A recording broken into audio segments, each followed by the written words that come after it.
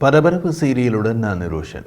போர்முனையில் Al Jazeera செல்வாக்கு பெற்றது எப்படி என்ற காணொளி தொடரின் 19வது எபிசோட் இது. கடந்த பாகத்தை நாம் முடித்தபோது அல் காய்தா தொலைக்காட்சிக்கு பின் லேடன் அனுப்பும் தகவல்களை தடுத்து நிறுத்த மேற்கொண்ட முயற்சிகள் அனைத்தும் தோல்வியில் முடிந்தன என்றும், இதனால் பின் லேடனின் தகவல் தொடர்புகளை கட்டுப்படுத்த மீடியாக்களுக்கு புதிய கட்டுப்பாடுகளை விதிக்க அமெரிக்க நிர்வாகம் முடிவு செய்தது என்றும் குறிப்பிட்டிருந்தோம். இணையதளத்தில் அல்ஜசீராவை தணிக்கை செய்யும் அமெரிக்காவின் முயற்சியும் பலனளிக்காமல் போனது. கணனி மற்றும் டயலாப் இணைப்பு பெற்ற எவருக்கும் ஒசாமா பின் லேடனின் செய்திகள் அனைத்தும் தணிக்கை செய்யப்படாமல் கிடைத்தன. இந்த முயற்சியும் தோல்வியடைந்தால் அல் காய்தா இயக்கத்தினர் தொலைபேசி மூலம் தொடர்புகளை ஏற்படுத்தி கொண்டனர். செயற்படாமல் இருக்கும் அல் காய்தா இயக்கத்தின் பின் லேடனிடமிருந்து தகவல் பெறுவதை தடுத்து நிறுத்த 21ஆம் நூற்றாண்டில் அமெரிக்க அரசு மேற்கொண்ட முயற்சிகள் அனைத்தும் தொடர்ந்து தோல்வியில் முடிவடைந்தன. 2002ஆம் ஆண்டு ஜனவரி மாதத்தில் பின் லேடனிடமிருந்து வந்த மற்றொரு காணொளியில் அமெரிக்க அரசின் இந்த நடவடிக்கை பற்றியும் அவர் குறிப்பிட்டிருந்தார். அதில் அவர் ஒசாமாவின் அறிக்கைகளில் தீவிரவாதிகளுக்கான சங்கீத வார்த்தைகள் ஒளிந்திருப்பதாக அமெரிக்க அதிகாரிகள் கூறுகின்றனர். தொலைபேசிகள், பயணிகள், இணையதளம், வழக்கமான தபால்கள், விரைவு தபால்கள், மின்னஞ்சல் போன்றவை இல்லாதிருந்திருந்தால் நாம் புறாக்கள் மூலம் தகவல் அனுப்பும் காலத்தில் இருப்பதாக கருதலாம். மக்களின் புத்திசாலித்தனத்தை அமெரிக்க அரசு குறைத்து மதிப்பிடுகிறது என்று குறிப்பிட்டிருந்தார். அல்ஜசீரா தொலைக்காட்சியின் ஒளிபரப்பு மீது அளவு கடந்த ஆத்திரம் இருந்தாலும் அதை எந்த வகையிலும் தடுக்க முடியாமல் தவிர்த்தது அமெரிக்கா. அல்ஜசீரா தொலைக்காட்சியை ஒளிபரப்ப முடியாமல் செய்தால் ஒசாமா பின் லேடன் மற்றும் அல் காய்தா இயக்கத்தினரின் நடவடிக்கைகளும் தகவல்களும் தங்களுக்கு கிடைக்காமல் போகலாம் என்பதால் அந்த முயற்சியில் அமெரிக்க நிர்வாகம் தீவிரமாக ஈடுபடவில்லை. மேலும் அல்ஜசீராவை அமெரிக்காவில் ஒளிபரப்பி வந்து எகோஸ்டார் கம்யூனிகேஷனையும் கட்டுப்படுத்தும் நடவடிக்கையில் அமெரிக்க அதிகாரிகள் இறங்கவில்லை. அவ்வாறு தடுத்தால் எகோஸ்டாரின் துணையின்றி பெரிய டிஷ் ஆண்டனா மூலம் அமெரிக்காவில் நேரடியாக அல்ஜசீராவை காண வாய்ப்பு ஏற்படும் என்பதால் இதுபோன்ற நடவடிக்கைகளில் ஈடுபட அமெரிக்க அதிகாரிகள் ஆர்வம் காட்டவில்லை. இணையதளம் மூலம் அல்ஜசீராவை காண்பதையும் தடுக்க முடியாத நிலையே இருந்து வந்தது. பத்திரிகைகளில் அல் காய்தாவின் செய்திகளையோ பின் லேடனின் பேட்டியையோ அச்சிடும் முன்னர் அதை சுய தணிக்கை செய்து வெளியிடுமாறு கேட்டுக்கொண்டதன் மூலம் தீவிரவாதத்திற்கு எதிரான போர் குறித்த தகவல்களை மேற்கத்தியர்கள் முழுமையாக அறிய முடியாத நிலையை மட்டுமே ஏற்படுத்த முடிந்தது. அல் காய்தா அமைப்பு தொலைக்காட்சி பேட்டிகள் மூலம் ரகசிய தகவல்களை தனது உறுப்பினர்களுக்கு பரப்புவதாக கூறி அவற்றை நிறுத்தும் விதத்தில் ஊடகங்கள் மீது சட்ட ரீதியான கட்டுப்பாட்டை கொண்டுவர வெள்ளை மாளிகை திட்டமிட்டது.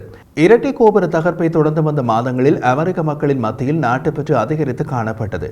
நாட்டுப்பற்றி வெளிப்படுத்தும் வகையிலான சட்டம் என்ற பெயரில் ஊடகங்களை கட்டுப்படுத்தும் வகையிலான வரைவு சட்டம் தயாரிக்கப்பட்டது. தீவிரவாத நடவடிக்கைகளில் யாராவது ஈடுபட்டுள்ளனரா என்பதை கண்டறியும் விதத்தில் செயற்கைக்கோளில் இருந்து தொலைக்காட்சி சமிக்ஞைகளை பெறுவோரின் பெயர் மற்றும் முகவரிகளை அரசு தெரிந்து கொள்ள இந்த சட்டம் வகை செய்தது.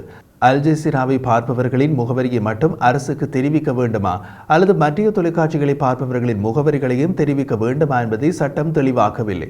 ஆனால் புதிய சட்டம் அமெரிக்க பத்திரிகைகள் தாங்கள் வெளியிடும் செய்திகளை சுயமாகவே தணிக்கை செய்து கொள்ள வேண்டும் என்பதில் உறுதியாக இருந்தது. தீவிரவாதத்திற்கு எதிரான போர் குறித்த செய்திகளுக்கு அமெரிக்க ஊடகங்கள் அரசையே சார்ந்திருந்தன. நீதித்துறையின் அரசு செய்தி தொடர்பாளர் மற்றும் பென்டகன் ஆகியவற்றையே செய்திக்காக அமெரிக்க ஊடகவியலாளர்கள் பெரிதும் நம்பியிருந்தனர். அவர்கள் தரும் தகவல்களை அப்படியே வெளியிட்டு வந்த அமெரிக்க ஊடகங்கள் எப்போதாவது தான் அந்த செய்திகளை தங்களுக்கு தெரிந்தவர்கள் மூலம் சரிபார்த்தன. அமெரிக்க அரசின் புதிய நடவடிக்கைகளை விமர்சித்தவர்களே அமெரிக்காவுக்கு எதிரானவர்கள் என்று அதிகாரிகள் அதிரடியாக குற்றம் சாட்டினர். தீவிரவாதத்திற்கு எதிராக போர் தொடுத்த அமெரிக்கா தயாராகி கொண்டிருந்த வேளையில் அமெரிக்க கூட்டுப்படைகளின் நடமாட்டம் குறித்த படங்களை வெளியிடுவதை அமெரிக்க ஊடகங்கள் தவிர்த்தன. படைகளின் நடமாட்டம் குறித்த தகவல்களை அறிய சில இடங்களில் மட்டுமே ஊடகங்களுக்கு அனுமதி கிடைத்தது. பல இடங்களில் அனுமதி மறுக்கப்பட்டதும் ஊடகங்கள் படங்களை தவிர்த்ததற்கு காரணமாக இருந்தது. குடியேற்ற விதிமுறை மீறல் என்று தெளிவில்லாத வகையிலான சட்ட சூழ்நிலைகளை சுட்டிக்காட்டி 800க்கும் மேற்பட்டோரை போலீசார் பிடித்து வைத்தது பற்றி அமெரிக்க ஊடகங்கள் கவலைப்படவில்லை. தகவல் சுதந்திரத்திற்கு அளித்து வந்த ஆதரவை அமெரிக்க அரசு ரத்து செய்துள்ளதாக அமெரிக்க அட்டர்னி ஜெனரல் ஜான் ஆஷ்கிராஃப்ட் தெரிவித்ததற்கும் எதிர்ப்பு கிளம்பவில்லை. அமெரிக்க தொலைக்காட்சிகளில் தோன்றிய செய்தி வாசிப்பாளர்கள் தங்களது கோட்டில் அமெரிக்க தேசிய கொடிகளை குத்திக்கொண்டு நாட்டு பற்றி வெளிப்படுத்தினர். விளம்பர இடைவெளிகளின் போது தேசிய கொடிகள் காட்டப்பட்டன. இந்த சூழ்நிலைகள் அல்ஜசீராவுக்கு சற்று சிரமமாக இருந்தன. அல்ஜசீரா நெட்வொர்க் தனது வாஷிங்டன் பிரிவை அமெரிக்காவின் வெர்ஜீனியா மாநிலத்தில் உள்ள புதிய கட்டடத்திற்கு மாற்ற திட்டமிட்டது. இந்த கட்டடம் சுதந்திர மன்றம் எனப்படும் பரவலான எண்ணமுடைய அமெரிக்க பத்திரிகை அமைப்பு அலுவலகத்திற்கு அடுத்து இருந்தது. செய்தி சேகரிக்கும் பணியின் போது உயிரிழந்த ஊடகவியலாளர்களின் தீரத்தை தியாகத்தை நினைவு கூறும் விதத்தில் இந்த அமைப்பு ஒவ்வொரு ஆண்டும் உலக பத்திரிகை சுதந்திர நாளின் போது சுதந்திர பூங்காவில் உள்ள சுதந்திர மன்ற பத்திரிகையாளர் நினைவிடத்தில் அவர்களின் பெயர்களை பொறிப்பதை வழக்கமாக கொண்டிருந்தது. இரட்டை கோபுர தகர்ப்புக்கு சில வாரங்களுக்கு முன்னர் அல் ஜஸீரா தனது அலுவலகங்களை வெர்ஜீனியாவுக்கு மாற்ற சுதந்திர மன்றம் அனுமதி அளித்திருந்தது. இது குறித்து அல் ஜஸீரா வாஷிங்டன் பிரிவின் தலைவர் ஹாபிஸ் அல் மிராசி கூறிய போது, அந்த கட்டடத்தை சுதந்திர மன்றம் மூலம் உள்குத்தகைக்கு பெற்றுள்ளோம் என்றார். இரட்டை கோபுர தகர்ப்புக்கு பின்னர் வாஷிங்டன் அலுவலகத்தை வெர்ஜீனியாவுக்கு மாற்றும் நடவடிக்கையில் அல் ஜஸீரா தொலைக்காட்சி ஈடுபட்டது. அப்போது சுதந்திர மன்றத்தின் நிலையில் மாற்றம் ஏற்பட்டிருந்தது. அல் கைதா இயக்கம் பற்றிய செய்தி மற்றும் ஒசாமா பின் லாடனின் பேட்டிகளை அல் ஜஸீரா தொலைக்காட்சி ஒளிபரப்பி வருவதால் இரட்டை கோபுர தகர்ப்பால் கொதித்து போயுள்ளவர்கள் அல் ஜஸீரா அலுவலகம் மீது தாக்குதல் நடத்தக்கூடும்.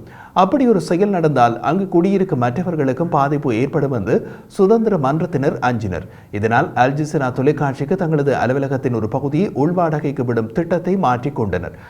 உங்கள் அலுவலகத்தை இங்கு மாற்ற அனுமதிக்க முடியாது. இங்கு ஏற்கனவே உள்ள மற்ற வாடகைதாரர்களை பற்றியும் நாங்கள் கவலைப்பட வேண்டியுள்ளது. இதனால் நீங்கள் இங்கு வருவதை ஏற்க முடியாது என்று சுதந்திர மன்ற நிர்வாகிகள் அல் ஜஸீரா வாஷிங்டன் பிரிவு தலைவர் ஹாபீர் அல் மிராசியிடம் கூறினார்கள். நீங்கள் எதை பற்றி கவலைப்படுகிறீர்கள்? நாங்கள் இங்கு வந்தால் என்ன நடக்கும் என்று நினைக்கிறீர்கள் என்று கேட்டார் ஹாபீர் அல் மிராசி. அவரது சமாதான பேச்சை ஏற்க சுதந்திர மன்றத்தினர் தயாராக இல்லை. எங்களது அலுவலகத்தை பகிர்ந்து கொள்ள நிச்சயம் உங்களை அனுமதிக்க முடியாது என்று அவர்கள் திட்டவட்டமாக தெரிவித்தனர். எங்களை இங்கு அனுமதிக்க முடியாது என்று நீங்கள் கூறுவதுதான் வேடிக்கையாக உள்ளது. எங்களுக்கு வருத்தத்தையும் அளிக்கிறது. நாங்கள் கொல்லப்பட்டால் சுதந்திர பூங்காவில் உள்ள சுதந்திர மன்றத்தின் பதிவேடுகளில் எங்களது பெயர்களும் அடுத்த ஆண்டு இடம்பெற்றுவிடும். இதனால் எங்களை கொல்ல வேண்டும் என்று யார் நினைக்கப் போகிறார்கள்? ஆனால் நீங்கள் தான் உங்களது அலுவலகத்தை எங்களுடன் பகிர்ந்து கொள்ள மறுக்கிறீர்கள் என்று சுதந்திர மன்றத்தினரின் கருத்துக்களுக்கு பதிலடி கொடுத்தார் ஹாபீர் அல் மிராசி. நாட்டுப்பற்று என்ற பெயரில் நடந்து வந்த இதுபோன்ற கூத்துக்களும் அமெரிக்காவில் விதிவிலக்கான அமைப்புகளும் சிலவும் இருந்தன. உதாரணமாக வாய்ஸ் ஆஃப் அமெரிக்காவின் துணிச்சலான நடவடிக்கையை கூறலாம். அமெரிக்க அரசின் நிதியுதவியோடு இயங்கும் சுதந்திரமான அமைப்பு வாய்ஸ் ஆஃப் அமெரிக்கா. இது தாலிபான்களின் தலைவர் முல்லா முகமது ஓமரின் பேட்டியை எடுத்திருந்தது. அந்த பேட்டியை ஒளிபரப்ப வேண்டாம் என அமெரிக்க ராஜாங்க அமைச்சு வாய்ஸ் ஆஃப் அமெரிக்காவை கேட்டுக்கொண்டது. தாலிபான் தலைவரின் பேட்டி செய்தி என்ற அடிப்படையில் மதிப்பு மிகுந்தது என்பதை வாய்ஸ் ஆஃப் அமெரிக்கா உணர்ந்திருந்தது. இதனால் பேட்டியை ஒளிபரப்புவதன் மூலம் தீவிரவாதிகளுக்கு அடித்தளம் அமைத்து தர வேண்டாம் என்ற அரசின் எதிர்ப்பை வாய்ஸ் ஆஃப் அமெரிக்கா கண்டுகொள்ளவில்லை. முல்லா முகமது ஓமரின் பேட்டி திட்டமிட்டபடி வாய்ஸ் ஆஃப் அமெரிக்காவில் ஒளிபரப்பானது. இந்த நிலையில் கத்தார் நாட்டின் ஆட்சியாளரான ஷேக் ஹமாத் பின் ஹலீமா அல் தானி அமெரிக்காவுக்கு அழைக்கப்பட்டார். வாஷிங்டனில் அவர் அமெரிக்க ஜனாதிபதி புஷ், ராஜாங்க செயலாளர் காலின் பவல் ஆகியோரை சந்தித்தார். தீவிரவாதத்திற்கு எதிரான போரில் இஸ்லாமிய நாடுகளின் ஆதரவை திரட்டும் முயற்சியில் அப்போது அமெரிக்கா தீவிரமாக இறங்கியிருந்தது. கத்தார் நாட்டு எமிர் உலகின் மிகப்பெரிய இஸ்லாமிய அமைப்பான இஸ்லாமிய மாநாட்டின் தலைவர் என்பதே அவரது அமெரிக்க பயணத்தின் அதிகாரப்பூர்வ காரணம். அமெரிக்காவின் புதிய போர் முஸ்லிம்களை குறிவைத்து நடத்தப்படுவதல்ல என்பதை கத்தார் எமீருடன் நடத்தும் பேச்சுக்கள் மூலம் தனது இஸ்லாமிய கூட்டாளி நாடுகள் உணரும் என்று அமெரிக்க அரசு நம்பியது. அமெரிக்க ராஜாங்க செயலாளர் காலின் பவல் இந்த வாய்ப்பை பயன்படுத்தி அல் ஜஸீராவின் நடவடிக்கைகளை கட்டுப்படுத்துவது குறித்து அமைதியான முறையில் எமீருடன் பேச தொடங்கினார். அதன் பின் நடந்த பரபரப்பான விவரங்களை காணொலி தொடரின் அடுத்த எபிசோட்டில் வெளியிடுவோம்.